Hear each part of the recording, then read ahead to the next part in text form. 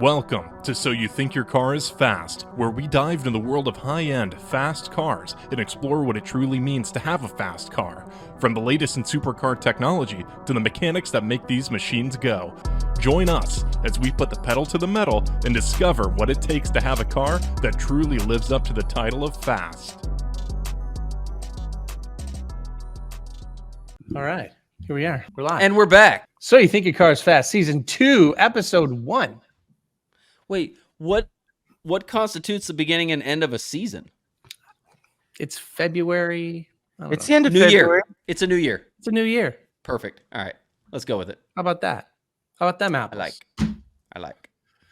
Woo, lots of water under the bridge over the past 4 months. Hey, boys. The syndication Yeah. requirements require us to have a second season. It's not We are good. contractually obligated. Yeah, a lot of things going on. Contracts. I mean, I got a text from our buddy Jaddy. He's like, "What's going on? Were you guys not recording anymore?" well, it's a carefully calculated game of continuously whacking each other in the nuts with a big stick. So, Yep. And this is definitely Or whacking ourselves in our own nuts. oh. It's more fun when you do it with friends. We have lots of things to discuss, I guess. So, who wants to go first? I think Taylor's smiling. It's what I do to keep from crying. All right, so here we are. It's February, end of February, and it looks like, Leap year. yeah, it looks as if Dan and I are both going to miss Cali Shift Sector, which is this weekend. Definitely not going to make it, and I will explain why I'm not going to make it, and possibly not make Hondo Shift Sector either. So There's people that are like, you guys are never going to do this again, are you?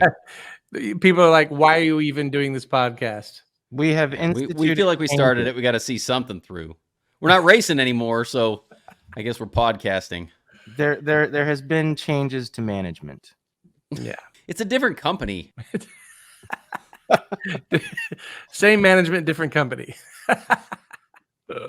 Oh. All right, Taylor, you want to go first? Yeah, well, I don't even know where I am. Let's just start over. Like, let's say season 1 never happened. So It didn't technically. It didn't. You're right. It didn't.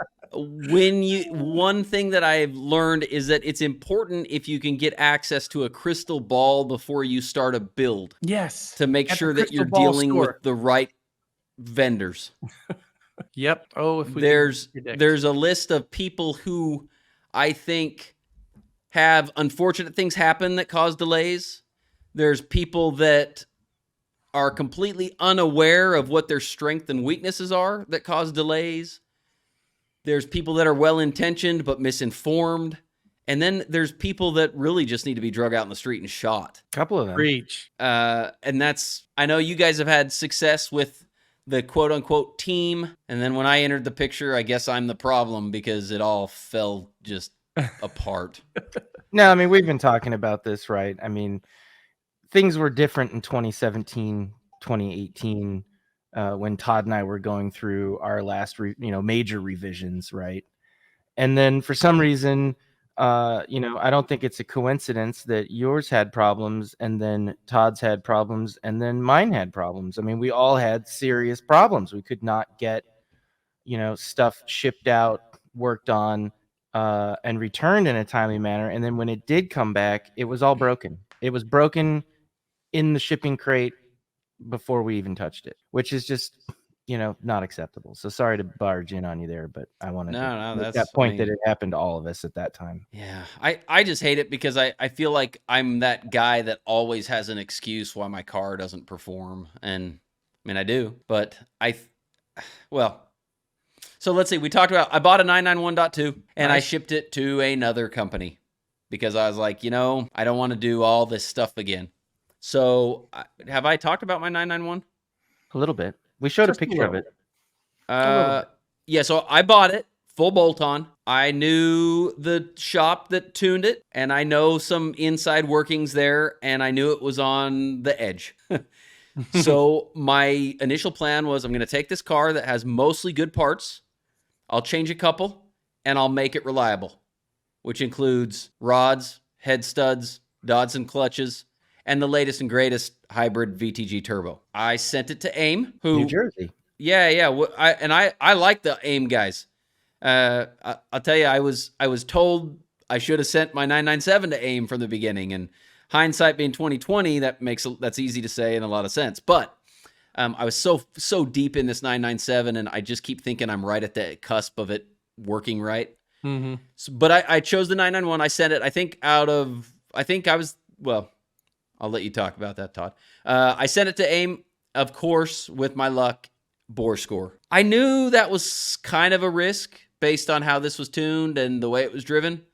But then we decided, all right, let's just go ahead and put pistons and sleeves in it then. You were going to do rods originally, right? Yeah, I was just going to do rods and head studs and leave it a 3.8. Now it's going to end up being a 4.0, which is fine, but it's caused a big delay. I mean, it's just machine shop delays. It's pretty much out of everyone's hands except the machine shop. So I don't know when that's going to be done. It's kind of funny because I bought this car without ever looking at it. I still have not seen it. People are asking me if it's real. You sent it to New Jersey when? No, November? I sat in it. It's Man, real. I want to say I bought it the last week of September and maybe had it shipped out there the beginning of October. Oh, okay. Because you were kind of thinking it might come back. I think my initial estimates were like a 60-ish day time period to do it all. But then, then we have the turbos took longer. Dodson clutches took longer, which I think everyone knows Dodson is not the fastest shipping company in the world. But we got all the parts and then tore the motor down and have bore score. So now then we had to order pistons and sleeves, and that waited. And now it goes in line at the machine shop, which apparently is also backed up. So that's what I'm waiting on with the 991. It is what it is. The 997. But there hasn't been any major setbacks or delays caused by vendors in this case. No. On that, no, besides shipping time, that kind of stuff, and just waiting in line at the machine shop. So I still have hopes for the 991. It's just funny because sometimes I forget I even own it. And then I start looking at, well, maybe I need to buy another car. And then I think, wait a minute, I have one I haven't even seen yet. So I'm excited to get that one. It's going to be a fun car. In the meantime, I did get the 997 back. You went to Houston and got it, 2 weeks ago? Yeah, 2 weeks. Yeah. And I'm a little ashamed to admit this, but it sat in the garage for a week before I drove it because I was like, I'm having a great day today. I don't want to ruin my day. And I had a full week of great days. So on Saturday, I finally decided, you know what?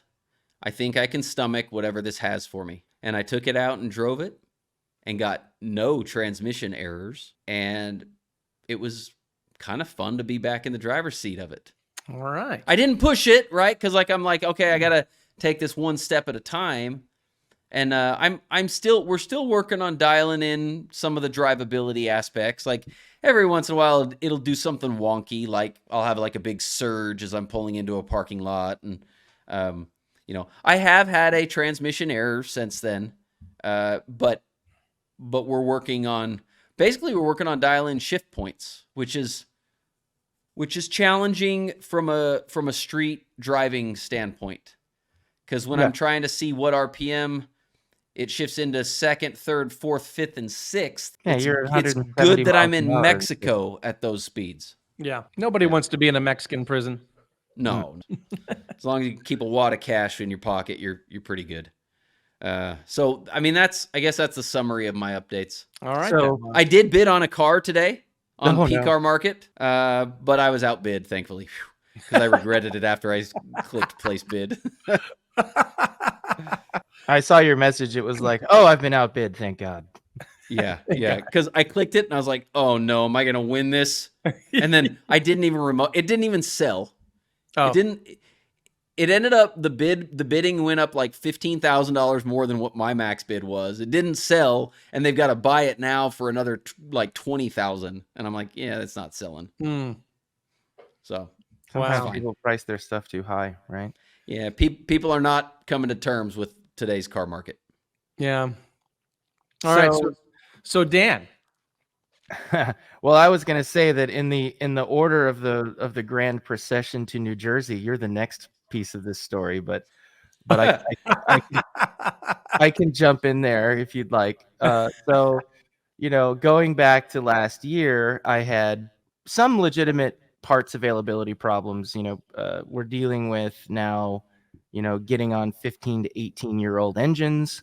With the recent unpleasantness in the world, some of their production capabilities got backed up, and parts that aren't typically wear items for the engines were pretty difficult to get, and I needed to get cam housings because my whole plan was to shift my rev limit up to 8,800, somewhere 9,000, somewhere in that range, and I needed the GT3 style parts to do it. So I finally got those towards the end of last year, and then it was just crickets at the machine shop with the engine, and that went basically all the way through the end of the season. And I went a little bit crazy because, much like Taylor saying, look, I don't have a car, I went out and bought a 992 turbo. Oh, that's too bad. And I really like that car. I'm Mhm. gonna tell you, I really like that car. I mean, I don't drive it that much, but on a Friday or on the weekends, or if it's a Tuesday and it's sunny, I jump in the thing and I go. And I like the fact that I can just turn the little knob and the thing starts, and it goes into drive, and it's PDK, so I have a free hand to do something, and it's okay. The car's fun. So I finally got to the point where I was like, all right, I have to get this season going, right? Because we're all still trying to do season 2 here.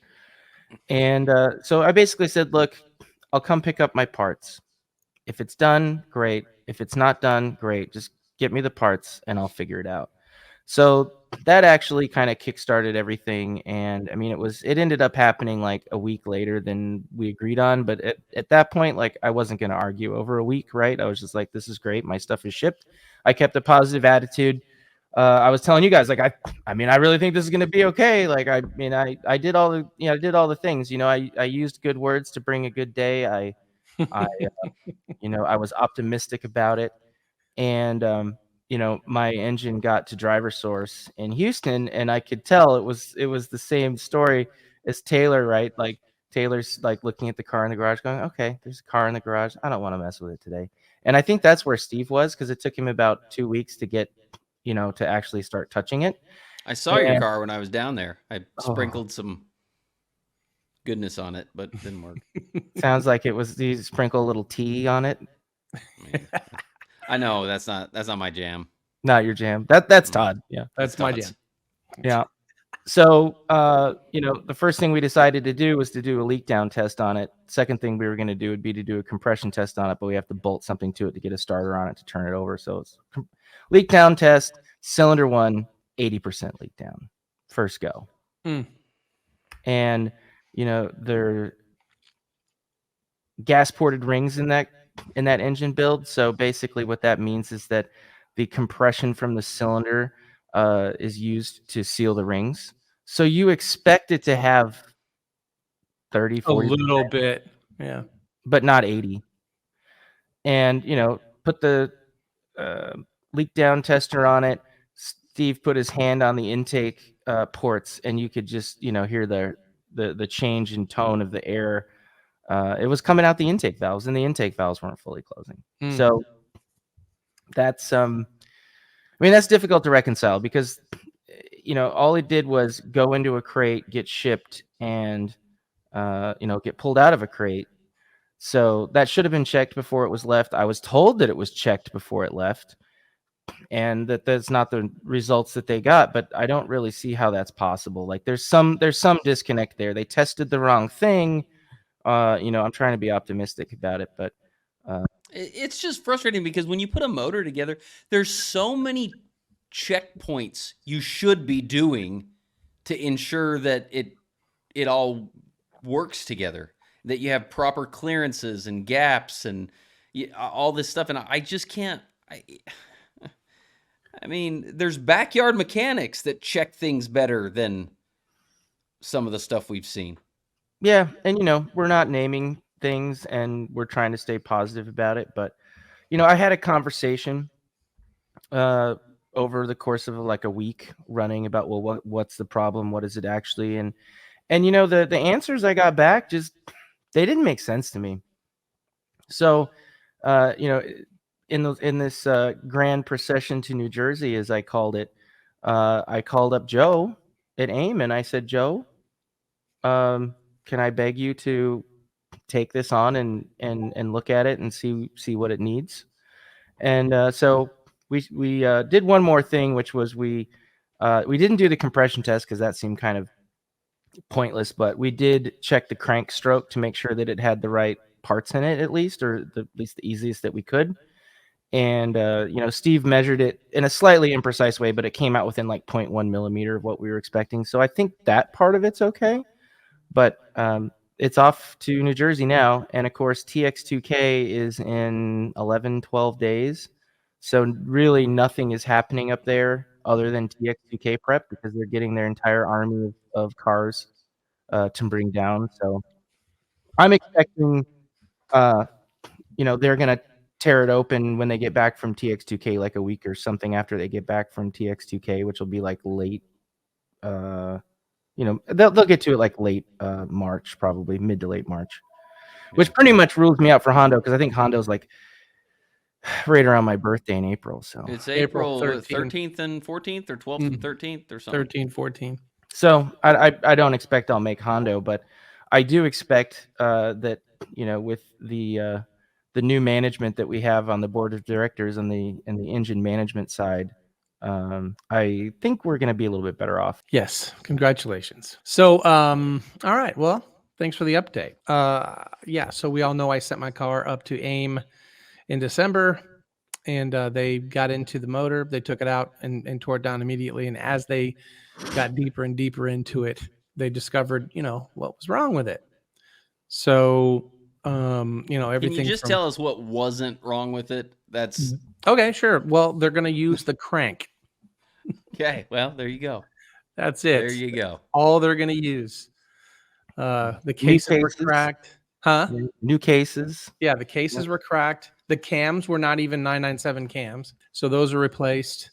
It's got a new intake. The heads had a hole. It had mismatched intake and exhaust valves. That's right, mismatched valves. The pistons were completely shot. The head had been cranked down incorrectly to where the ring had moved to the side, and the valve was hitting that ring, and the piston was hitting that ring, and yeah, it was a disaster. There was an O-ring installed without a receiving groove, and it was hand placed, but it was hand placed in such a way that when he torqued the heads down, a piston was coming up and hitting it. Yeah.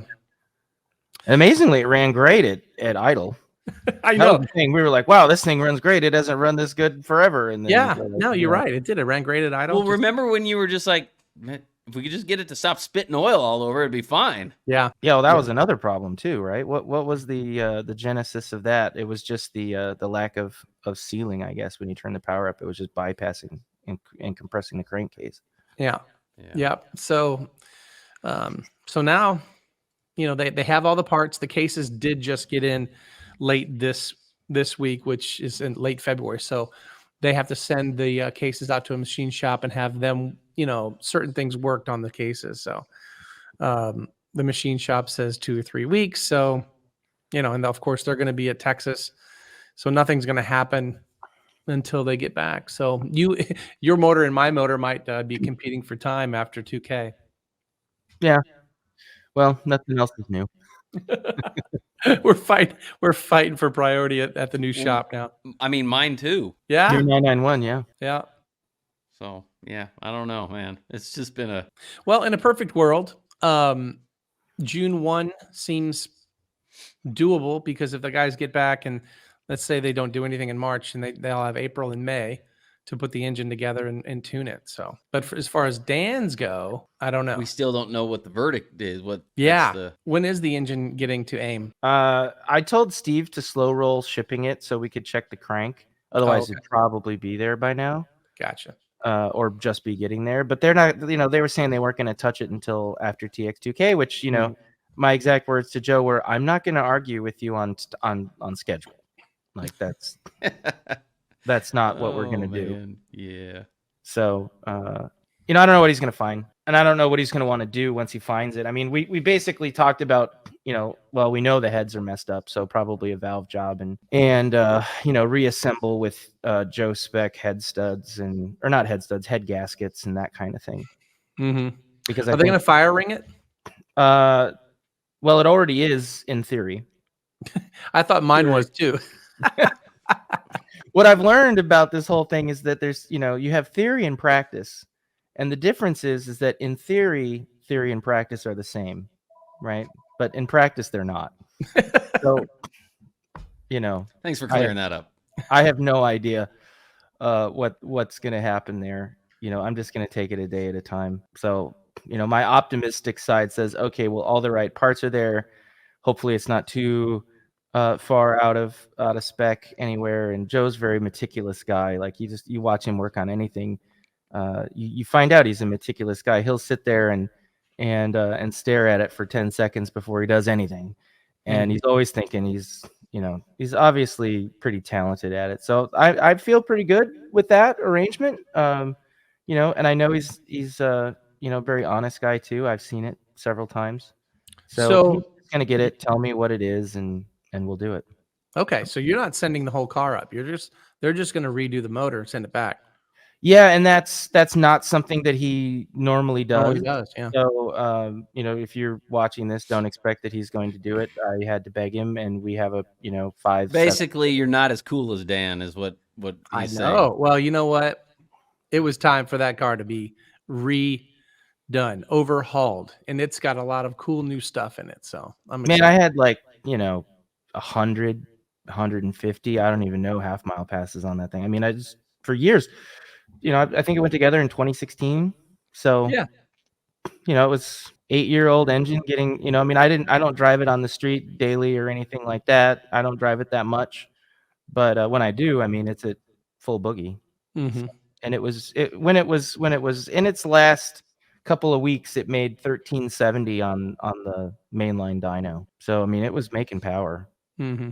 But it was time. Like you could hear it bypassing. Like when we did a compression check on it, and you could hear air leaking out of valves here and there, and boost leak testing actually, I think is what it was. And it was getting tired. It pushed the rear main seal out completely on the dyno, and we just put it back in. But it was just telling you that it was building crankcase pressure, so things were getting away from it. It was probably down on power. Probably should have made more like 1450 or something like that instead of like 1370, 1380. Mm-hmm. But Good. So Steve will put it back together. Nothing new with the tune. I guess the tune is going to have to be Emery. Yeah, so the tune is going to have to be Emery. That was one of the concessions that I had to make, and it's not really a concession per se, Right. but I like to have access to the ECU, and that's not something that Emery allows. But there is some light at the end of that tunnel. I don't want to get too far into the specifics of it, but I think there's going to be a way to kind of have the access that you want, or that I want, with Emery tuning it. And I kind of had to go down that road because, if Joe's going to work on the engine, he doesn't want to split responsibilities between engine building and tuning. I can't really blame him. No, which I think we've learned is part of the issue we've had is there's just too many cooks in the kitchen. Yeah. Yeah. And, the only other option I had was to send it to BBI in California. And I really wanted to do that. I really like their stuff. But, they basically told me that the head studs or the main studs that are in it aren't their spec. They won't work on it. So I would have had to have bought new cases and a bunch of new parts. And Todd, you were in the same situation, and you end up having to do all that anyway. So I may still find myself in that situation, but I'm looking at it and going, well, I can guarantee that I have to do all that, or I can maybe get by without having to buy 2 engines. So Yeah. But in the meantime, Taylor, are you going to sign up for anything without us? You're going to try to do Hondo? I'm afraid I won't make Kansas. And I'm Indy. Definitely not making Indy. I'm going to try to go to Hondo. I'll tell you, I got real excited and just enthusiastic about cars again because I've had this good experience with my 997 and it's been fun. Well, the wrap that's on there is long in the tooth. Not excited about the wrap shop that Getting did it. rid of the camo? Well, yeah, but we're going to do something similar.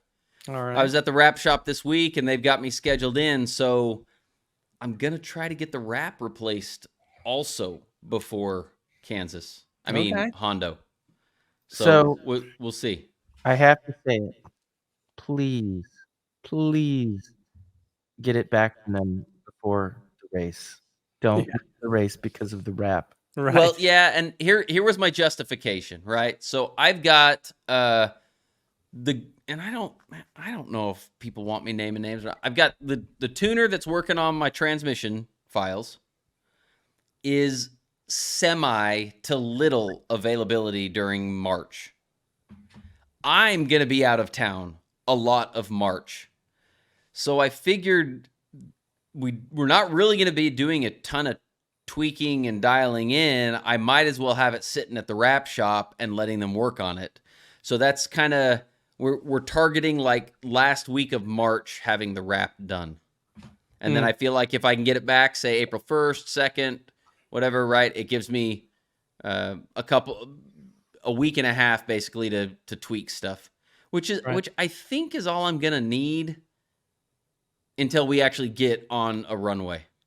And I'm working on it right now. I have a file to take home tonight and load and see what we've got going on. So, I feel like the way that it's shifting in driving, because I saw your little spy cam video of it. It's never carried boost like that between shifts. And and it's never made power that smoothly across the band before. Nope. So even if you get out there and like you can run it to like 7,600 or something like that, 7,700. Well, that's what we're looking at right now. Like on this last log, it shifts into second at 7,300, which we're okay with at the power level, because that's what's happening. That's what we're finding is if I'm full boogie, that delay between your commanded shift and actual shift increases because the motor's spinning up so fast that in the lower gears you have to leave a little more room there. So we're okay with the shift into second. The shift into third, I had a little bit of wheel spin on my last log, so traction control kicked in and it short shifted. And then the other ones, I think if we can get them all on the map I'm on right now, if we can get all gears shifting at the 73 to 7,400 RPM, I think when we turn it up all the way, that's going to be pretty good. I think that's going to get us where we want to be. Yeah, so the shift times are still the same, but because the engine is wrapping up so much quicker, the shift actually happens at a higher RPM, right? Yeah.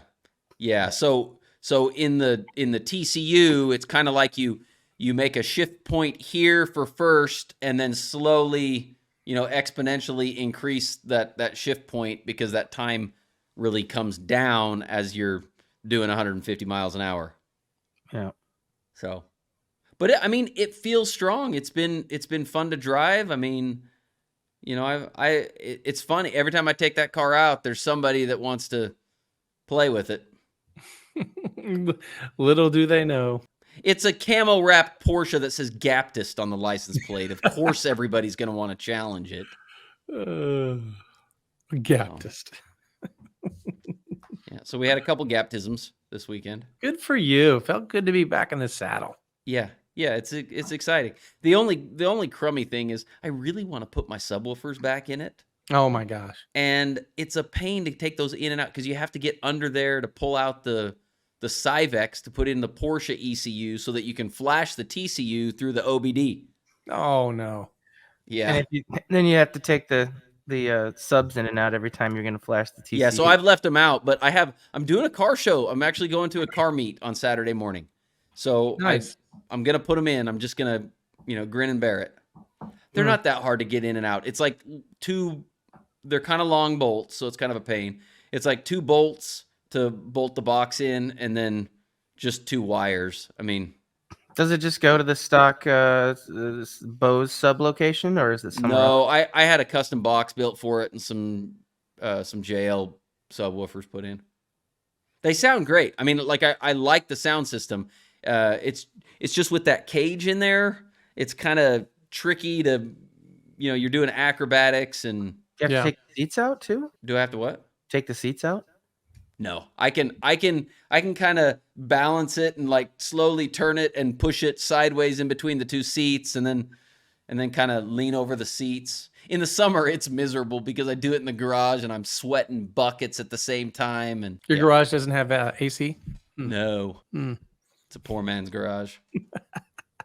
Not all of us have garage mahal. Well, I don't have any cars to put in it yet, so good recap. So Taylor, Hondo. Hopefully Hondo. What's the next one after that? Is it Kansas or is it? It is Kansas. So we're going to Kansas, Todd. And I'm trying to make Kansas work. I need some more details. I swear, every time there's a race thing, there's a conflict with me. I don't have that many conflicts, but every time a race thing comes up, I have to choose. Well, twist my arm and I'll come to Hondo with you. All right. Yeah, I'd like to go too, but alrighty. Well, good recap, boys. Season 2, episode 1, debut. Boom. Boom. Boom. You have been informed. Until next time, boys. Yep. Talk to you guys soon. All right. Later, Gators. Later.